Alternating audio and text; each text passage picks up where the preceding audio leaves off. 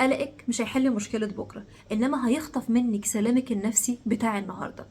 مخنا عنده قدرة رهيبة على تضخيم الامور وافتراض اسوأ السيناريوهات اللي ممكن تحصل، تخيلا منه ان هو كده بيحميكي بحيث لما تيجي المصيبة تبقي جاهزة ما تتفاجئيش. ولكن مع الاسف ده بيخليكي مع الوقت مش قادرة تستمتعي باي حاجة في الحياة مهما كانت كبيرة او صغيرة. والمشكلة ان 90% من الحاجات اللي بنتخيلها ما بتحصلش اصلا في ارض الواقع. وفي الغالب التحديات او الابتلاءات اللي بنواجهها بنكون قادرين نواجهها اكتر مما نتخيل. وده ببساطة لان ربنا اللي صنعنا وعارف تركيبة نفوسنا قال لنا لا يكلف الله نفسا الا وسعها، فايا كان الظرف اللي هتتحط فيه هتبقي قده وهيكون في حيز احتمالك. فاوعي تخافي وتقلقي لان رب الخير لا ياتي الا بالخير.